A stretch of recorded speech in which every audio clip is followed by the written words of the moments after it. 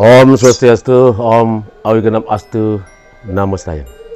Sahabat muda, sahabat milenial, kemudian para teman-teman spiritual, para sepuh guru pandita di tanah Bali, kemudian di alam Nusantara yang sangat saya hormati, kemudian yang sangat saya muliakan.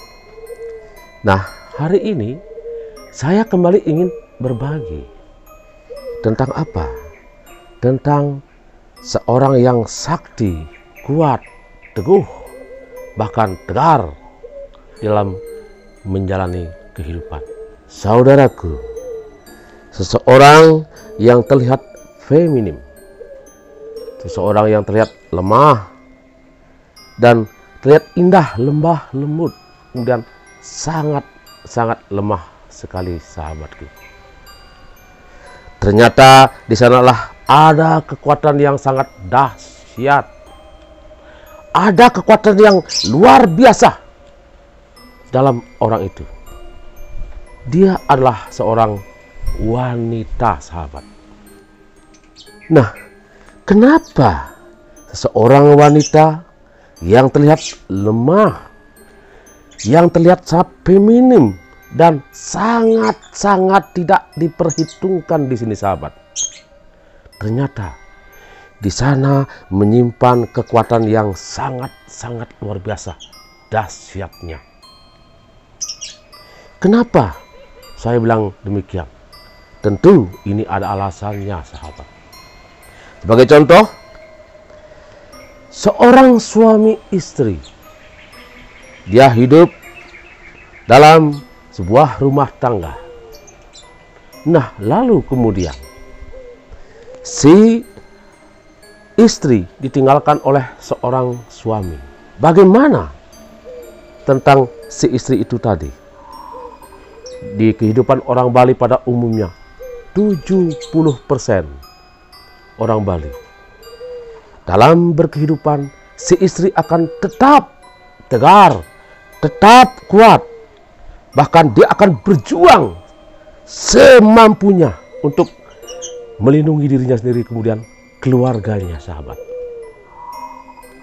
Setelah suaminya meninggal, tentu kesedihan, duka, bahkan sebuah kekecewaan yang dialami. Dia akan tetap bertahan dan melindungi anak-anaknya. Bahkan dia hidup bersama anak-anaknya. Apapun dia lakukan, dia pekerja yang sangat keras. Dia ingin hidup, dia ingin menyambung napas keluarganya. Napas dia termasuk napas anak-anaknya, sahabat. Seorang istri yang ada di Bali, seorang wanita yang ada di Bali, dia tidak segan-segan bekerja. Walaupun pekerjaan yang sangat kasar sebagai seorang buruh. Dia sebagai buruh proyek, dia akan bekerja dimanapun dia tuh akan ada. Dia tidak akan pernah gengsi, tidak akan pernah menyerah. Dia bekerja di jalanan, ikut membuat jalan, mengaspal jalan. Dia bekerja di perumahan-perumahan, ikut membangun rumah. Dia bekerja di sawah-sawah, ikut menjinjing padi-padi yang telah dipetik. Kemudian, kalau kita mau melihat di pasar Kumbasari sana, di pasar Badung sana, banyak sekali wanita-wanita tegar yang kuat, bahkan cantik-cantik, sahabat. Dia tidak gengsi. Untuk apa? Untuk menjinjing dan membantu orang-orang yang berbelanja di sana. Nah, itulah seorang wanita, sahabat. Karena apa? Dia ingin memastikan, dia ingin tahu bagaimana tentang anaknya, bagaimana tentang hidupnya dia. Apakah anaknya sudah makan? Apakah anaknya sudah sehat? Bagaimana tentang sekolah anaknya?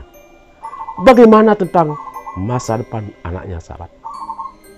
Tentu itulah tanggung jawab seorang wanita, sahabat. Nah, lalu bagaimana tentang seorang lelaki, seorang suami yang ditinggalkan oleh seorang istri. Tentu di sini sangatlah berbeda dari realita kehidupan di tanah Bali, sahabat. 70% saya bilang sangat berbeda. Nah, kenapa demikian? Seorang suami ditinggal oleh istrinya, dia akan sedih, kecewa, kemudian dia mungkin akan menjadi suatu masalah bagi dirinya. Itu pun sementara, sahabat. Karena apa? Seorang suami, dia akan lebih mengutamakan dirinya sendiri, lebih mengurus tentang dirinya sendiri. Dia sebagian besar, 70% ya saya bilang, dia tidak akan peduli dengan anak-anaknya. Bahkan anaknya makan atau tidak peduli dia. Mungkin dia akan keluar. Mungkin saja dia akan mengkondisikan dirinya untuk apa? Untuk mencari pengganti istrinya, sahabat. Dan anak-anaknya yang terlantar itu mungkin diserahkan pada neneknya, mungkin diserahkan pada saudaranya. Kemungkinan besar seorang suami akan mengurus dirinya dan mengkondisikan dirinya untuk mencari seorang istri. Karena apa? Karena seorang suami tanpa istri sulit untuk menjalankan hidup dan berkehidupan. Kebanyakan suami bersama anak-anaknya. Anak-anaknya itu tidak terurus. Bahkan si anak akan mencari nafkah sendiri, bahkan mencari jalan untuk kehidupan dirinya sendiri. Nah, itu yang terjadi realita kehidupan di Bali. Nah, di sini sangatlah berbeda antara perempuan di Bali dengan laki-laki yang ada di Bali, suami yang ada di Bali. Itu realita kehidupan dalam masyarakat. Terkadang miris kita melihat seorang ibu karena miskin dan berkehidupan sangat kekurangan, dia akan selalu bekerja dan ingin mempertahankan rumah tangga dengan cara dan tata dia. Seorang peminum, seorang penjudi, bahkan seorang yang suka memukul istrinya, suka menganiaya istrinya, si istri akan tetap bertahan, sahabat. Bertahan demi kelangsungan, mempertahankan rumah tangga, mempertahankan anaknya, kemudian mempertahankan tentang hidup dan berkehidupan. Si istri sebagai buruh proyek di jalanan, sebagai buruh yang ada di perumahan, mungkin sebagai penjinjing yang ada di pasar. Kemudian si suami, dia enak-enak, mungkin main judi, mungkin main perempuan, atau mungkin yang lain-lainnya. Nah, di sini saya bukan ingin menjelekkan laki-laki, tetapi kenyataannya banyak seperti itu. Tapi di sini juga kita harus akui, dan ada juga lelaki suami yang bertanggung jawab, sahabat, yang sangat kita acungkan jempol di sini. Bagi wanita-wanita, bagi istri-istri yang ditinggalkan oleh suaminya itu, dia akan tetap bertahan hidup. Kemudian orang yang berkeyakinan tentang agamanya, berkeyakinan tentang Tuhannya, tentu tidak mengambil suatu hal-hal yang sangat instan. Seperti apa? Mungkin menjual diri, mungkin jadi WTS, atau dan lain sebagainya. Itu mungkin sedikit hal yang seperti itu. Itu sangat hina bina, sahabat. Terkait dengan itu, kemudian apa hubungannya dengan keyakinan yang ada di tanah Bali ini? Apa hubungannya dengan agama yang kita anut di tanah Bali ini? Keyakinan kita di agama kita, di sana tertuang tercatat di sana bahwa dewa-dewa yang ada di agama Hindu, kemudian keyakinan yang ada di Bali, seperti Dewa Brahma, saktinya adalah Saraswati. Kemudian Dewa Wisnu, saktinya adalah Dewi Laksmi. Kemudian Dewa Siwa, saktinya adalah Ida Dewi Parwati, sahabat. Nah, bagaimana kaitannya dengan orang kuat, wanita yang ada di tanah Bali? Nah, di sini tentu ada kaitannya, sahabat. Tentu ada. Bagaimana wanita Bali berkehidupan dengan keyakinannya? Seorang wanita Bali, seorang perempuan Bali, apabila dia kawin dengan seorang lelaki suami, menjadi suami istri. Nah, di sini dia akan menjalankan perintah Sang Hyang Aji Saraswati. Nah, bagaimana? Dia akan mengatur si suami. Dia akan menyelaraskan si suami, mendidik anak-anaknya. Dia pintar. Dia akan menjadikan si suami itu adalah sosok suami yang sangat kuat. Dia akan menjadikan anak-anaknya sosok yang sangat pintar, pandai, kemudian berpikir yang sangat luar biasa tentang berkehidupan. Dia mengajarkan anak-anaknya itu apa? Untuk selalu hormat kepada orang tua. Dia mengajarkan anaknya untuk selalu bekerja dan bekerja. Baik itu dia tuh bekerja di rumah, mengepel rumah, menyapu rumah. Bahkan dia mengajari filsafat tentang kehidupan. Apabila si suami akan menuju ke arah yang kurang baik, maka si wanita akan meluruskannya, sahabat. Nah, di sana ada unsur Dewi Saraswati, sahabat. Nah, terkait dengan unsur Wisnunya di sini, Ida Dewi Laksmi. Si wanita ini, si istri ini akan selalu berusaha untuk menjadikan suatu yang harmonis, menjadikan suatu yang tidak kurang apapun dalam berkehidupan.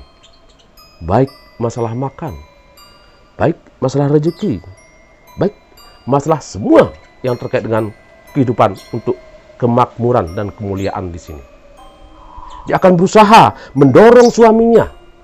Bahkan dia berusaha akan bekerja dan bekerja, sahabat. Akan bisa dan memastikan semua akan baik-baik saja. Di sana Ida Dewi Laksmi yang terpengaruh terhadap si istri itu, si perempuan itu sendiri. Tetapi jangan salah, sahabat.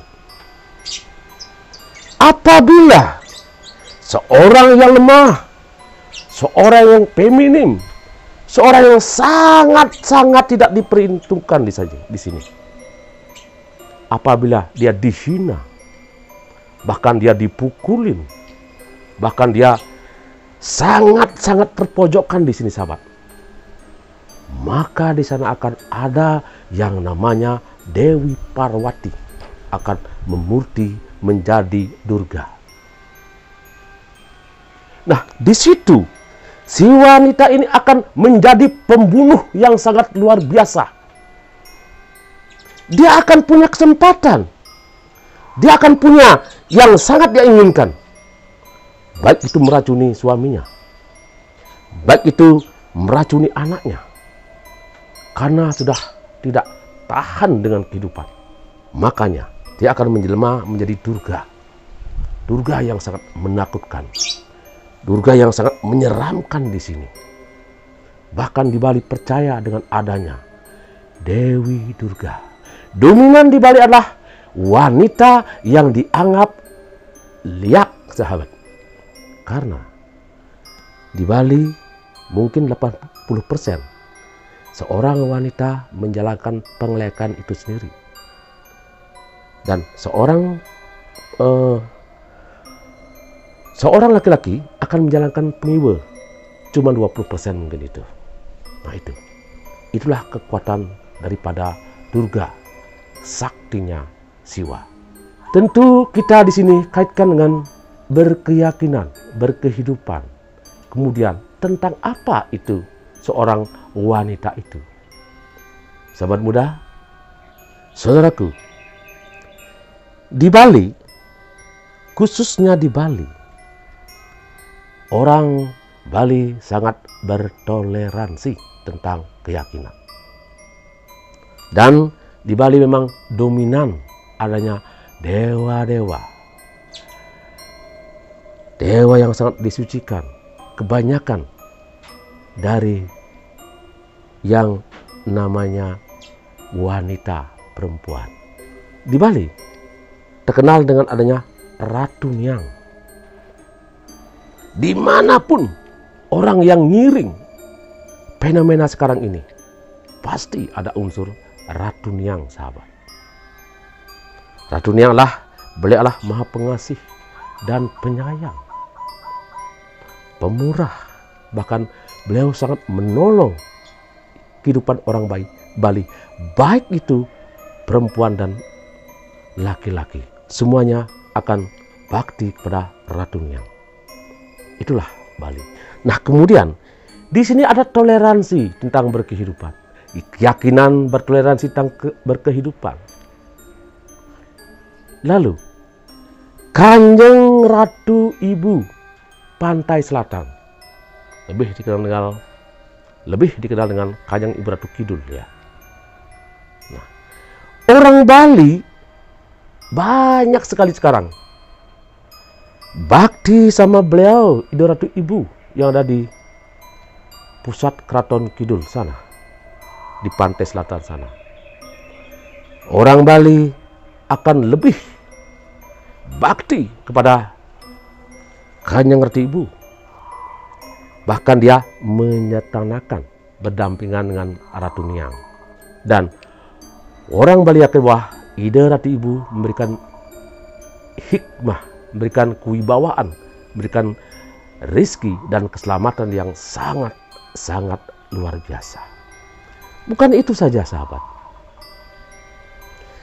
Di Bali juga mengadopsi, percaya, kemudian sangat yakin tentang siapa? Tentang Dewi Kuan Yin, sahabat. Dewi Kuan Yin adalah mitos dari daratan Cina, dari negara Cina sana. Di Bali sekarang banyak orang, banyak teman-teman kita, banyak orang spiritual mengadopsi, bahkan bakti kepada ide Dewi. Karena ajaran beliau Allah sangat mulia sekali, pengasih dan penyayang. Dan di sana ada ketulus ikhlasan. Bahkan di sana ada pemikiran yang sangat damai dan harmonis, sahabat. Makanya banyak sekali teman-teman kita bakti sembah kepada ide Ratu Dewi Kuan Yin. Nah, di sini sudah jelas sekali dan sangat jelas. Ternyata wanita lebih kuat daripada laki-laki. Makanya di Bali dinamakan dengan saktinya laki-laki, sahabat. Nah, lalu kemudian bagaimana tentang yang adanya seorang wanita yang kuat, sakti, teguh, dan sangat luar biasa yang ada di tanah Bali. Di sini kita harus betul-betul menghormati tentang adanya seorang ibu. Bagaimana kita menghormati seorang ibu? Bagaimana kita menjunjung martabat bakti seorang ibu? Karena kita tahu tanah yang kita pijak inilah Ibu Pertiwi. Kemudian kalau kita mau melihat di tempat-tempat persembahyangan merajaan leluhur kita, di sanalah Pelinggih Ibu, pusat daripada leluhur kita. Di sanalah pusatnya kita memohon kepada leluhur kita, sahabat. Yang paling signifikan, sebuah kata-kata yang sangat suci, bahkan dipercayai sampai sekarang. Surga ada di telapak kaki ibu sahabat. Sahabat muda, sahabat milenial, cukup hari ini saya berbagi. Mudah-mudahan di lain kesempatan saya lebih bisa mengkondisikan untuk berbagi lagi pada sahabat-sahabat semua. Maka tentu di sini saya memohon dukung channel ini. Kemudian like, subscribe, putar sampai selesai. Tentulah menjadi harapan dan semangat bagi saya untuk lebih berbagi pada kalian. Kita siap dengan Pramu Santi. Om Santi, Santi, Santi. Om.